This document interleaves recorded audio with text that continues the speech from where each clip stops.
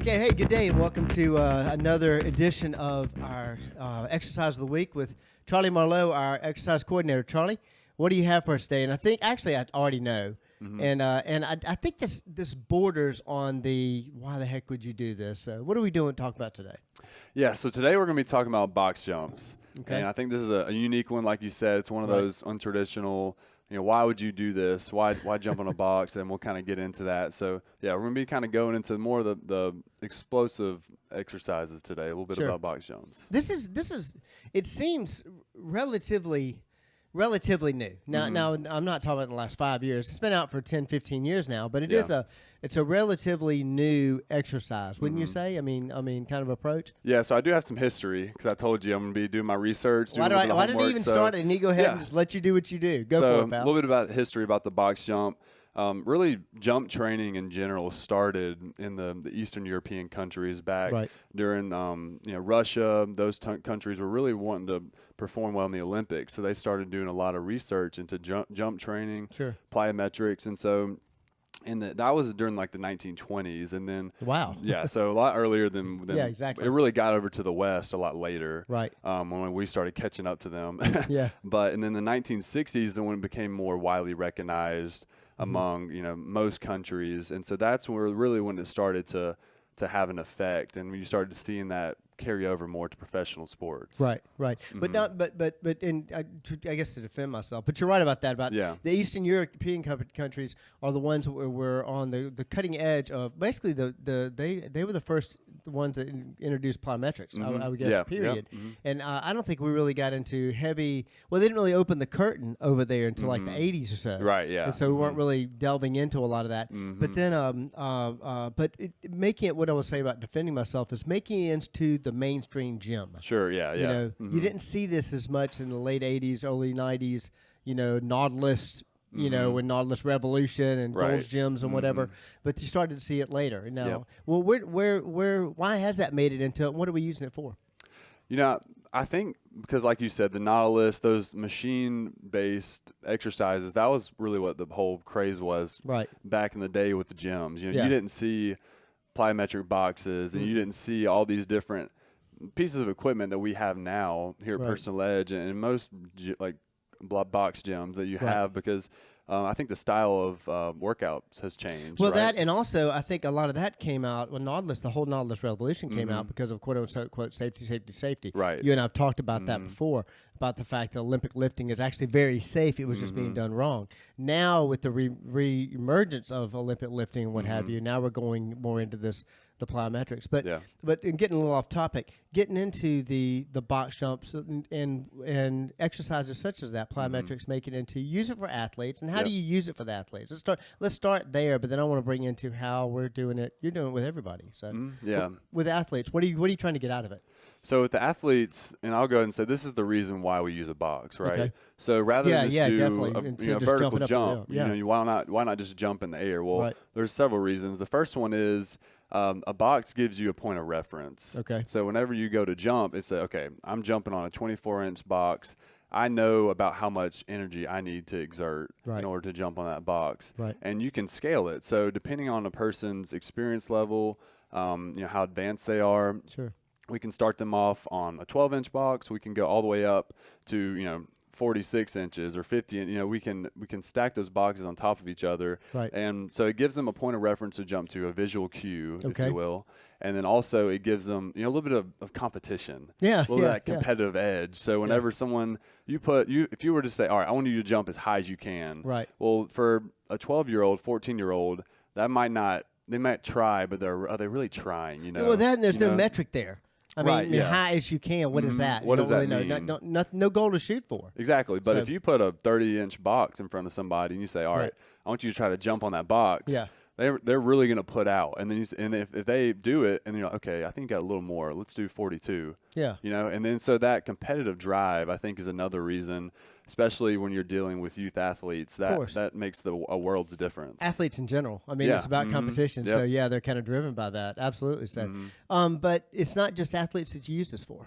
Not at all. So we use this with all clients. I mean, I've got clients in their 80s who do box jumps. Now we might do them a little differently. And, obviously, like I'm there just to support them if they need it. But I think that's something that is important to train throughout the course of your lifetime. We've talked about here on the podcast with the LTAD model, and the active for life stage, what that means, what that looks like after someone is, they're not competing in a sport per se, but there's still reasons to train those qualities. Well, and there's something, I think I've had this conversation. This client still works out with us, as a matter of fact. He started with me back in, he started with me in 2000.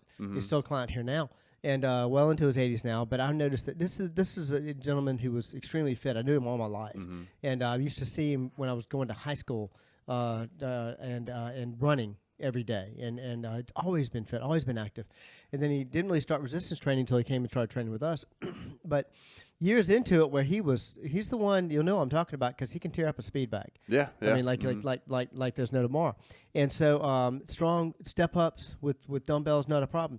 And then one day I tried to get him to do a box jump, just basically a mat jump. We were just using mats, and he would go one foot then the other foot. One foot, never would have both feet off the ground at the same time. And then I finally just told him just to jump up off the ground. He wouldn't do it. And I realized what was happening was he was developing a fear of both feet leaving the ground. And it was unrealized fear, because he could easily do it, but he developed it. And then I started thinking about, think about what happens when people stop doing like an activity like a box jump. Having the fear of both feet leaving the ground, then you get into that shuffle. Then you get into the trip and fall stage. And you actually start bending over. They start trying to lower their center of gravity because they don't want to leave the ground. And so that's why I found it. I'm so glad to see that you guys, all y'all, are still pushing every one of your clients, that have the ability to continue with something like box jump. So but that spoke heavily to I'm sorry, I meant to tell you about that, but that spoke heavily to the active for life area of it. So it's important. What's the highest box jump that we ever had done in here? And was it by you? It wasn't by me. I think Jay Green. Yeah. So Jay did post it pretty good. I know his whole family came in here one time. They had a box jump competition. See who could do the highest jump. And my money was on Tanya, but exactly. But Jay actually came in here and showed him up, and so. Being a former college athlete, he's a pretty explosive guy. Well, so and also, shout out to Jay. Wait a second. Now, there's one that you're ruling out, possibly. Blaze. Blaze has a pretty impressive box jump. If you count the dogs here, Pete, I'd say between Blaze and Rosie, both of them got pretty good verticals. Fantastic. So, well, again, box jump is anything else to add on that as far as that goes? Anything that we need to watch out for as far as being safe and whatever about the box jump? I'd just say another reason we use the box is because it's a good learning tool, but also when it comes to the landing side of a jump, I think that's something that people don't really think about. They think about jumping up, but I think the danger where you could have a risk and injury is the landing, right? We forget how to land properly. I mean, that's when, like with the gymnastics and tumbling, learning how to fall properly, I think, is very important, especially if you aren't as used to doing those movements. If we don't do them constantly, this is the place to where we practice those things. And so with the landing, the box eliminates those landing forces. If you think about it. So when you jump up, if you were to go all the way back down from when you jump and you land on the ground, the landing forces are going to be significantly greater than if you were to jump up on a box, and the fall isn't quite as much. So doing a 30-inch box jump, instead of landing from 30 inches, you're actually landing from like an inch and a half. Or a half inch even, depending on how much you clear the box. So. And so that's just another great way to still train the power, still train that jump, but minimize the risk by taking away a big landing. Right. Definitely so. And also we have the different boxes that we use. We do have some hard boxes, but we also have the plyo boxes. And they're soft. They look like a big square mat. Is what they look like, big cube mat, and that makes a big difference. So it takes a little of the intimidation factor when you're looking at steel and a hardwood deck. It's a little intimidating. Well, sidebar. So when growing up in high school, the weight room we had for football, we didn't have the soft plyo boxes, so we actually had a steel platform Wow. It wasn't a box, but it anchored into the rack, so the weightlifting rack. And so you would screw it in, you'd sit it on the rack, and then you were to jump on this thing. So you had two concerns to worry about. The first one is you better hope your training partner screwed it in all the way, or you're going to jump on that thing and it's going to fall off. Right, it's going to hit the ground. Yeah. And the second is if you don't jump up high enough, you're going to hit your shin on that metal platform. Yeah. And you talk about painful. It hurts. Yeah. It hurts bad. Sure. And so, I mean, I've seen plenty of bloodied up shins just because of that. And so I'm definitely prefer the soft plyo boxes. That's a motivation factor to actually make the jump, but not quite what we're looking for. Right, yeah. No, we don't want anybody to have to go to the ER. Definitely not. Definitely not. So, another fantastic exercise, though. So anything else to add? A few tips. Yeah, so, please. When you're doing this exercise, what are some things that we're looking for as the trainer? One is a soft landing. Sure. I see a lot of people, they go to do a jump and they're hyped up, I want to get up there, and they jump on the box and you hear this boom, like this loud landing, slam their feet on the box, and that's not necessarily what we're looking for. When I tell people, all right, I want you to jump on the box, and I want a soft landing. Okay. I want you to try to land quietly. I don't want to hear your feet hit the box. Yeah. Why is that? That's so we're working on absorbing that force. Okay. So the louder you are, that you're not absorbing that force well, but if you can quietly absorb that landing, it's just going to help you better carry over to whenever, if you were to want to rebound and jump up again, it's going to help that force transfer better. And that's another exercise you actually train is doing rebounds, dropping off of a box and rebounding up to, so something else we'll cover in another segment. Right, yeah. But yeah, that make important for that. Also far safer, for the joints and everything, doing that soft landing.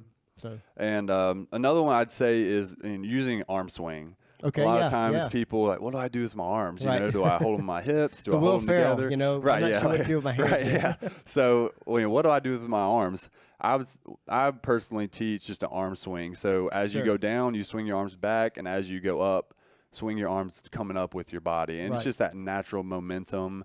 It feels natural. There are other ways to do it, but I think that's the best way to initially start out, if that makes sense. Well, that also, and you can learn that from divers, and gymnasts too, but divers, watch the big arm swings that they do on the board. That's not just for like a rhythmic gymnastics, just for what it looks like. Yep. The aesthetics, I guess you should say. It's actually they're putting power into their dive. They're actually lifting themselves up or putting force into the board with their arms. And so you're doing the same thing when you actually throw your arms up. You throw your arms up hard enough, you can lift yourself off the ground. I think that would make a difference in a few inches. Oh yeah. So, it definitely could give you a few inches on the jump. Right. And then the last thing I'd say, for the person watching who's box jumps, like I got a 60-inch box jump, those aren't good for me anymore. There's a way that you can tweak this that I think would provide some value for you. So, using dumbbells, so doing loaded box jumps, right? Yeah. So if you're just, body weight's too easy, you feel like that's not a challenge for you, try holding two dumbbells in your hands and adding weight to your body weight. And so naturally that's going to make it harder, right? And so start with the lower box again, but then slowly work your way up using a loaded jump. And so that's one of the ways we progress the box jump here. And also that's where the soft landing becomes so important. Yep. Yeah, as long as that's controlled or whatever, then it is safe to do it that way. Yeah. So wouldn't be snatching probably 50-pound dumbbells the first time. No, start a little lighter and then kind of work your way up. Yeah. Fantastic. Well, building explosiveness and increasing basically your power, is a fantastic way of doing that. And as you age, really helping with balance has a lot to do with balance. Most and definitely. the fear of falling, which is one of the big causes of falling. Box jumps yet another way to attack that. Listen, if you have any questions about this, don't hesitate to reach out to Charlie directly. Contact Charlie at charlie@personaledgefitness.com. Be glad to handle any questions. If you have any questions for him, welcome to call up here at 251-341-0927 to attack this. And hey, box jumps, a little bit on the crazy side, but one more way we help you reach a level of wellness. Thank you so much for joining me today, Charlie. We'll see you next time.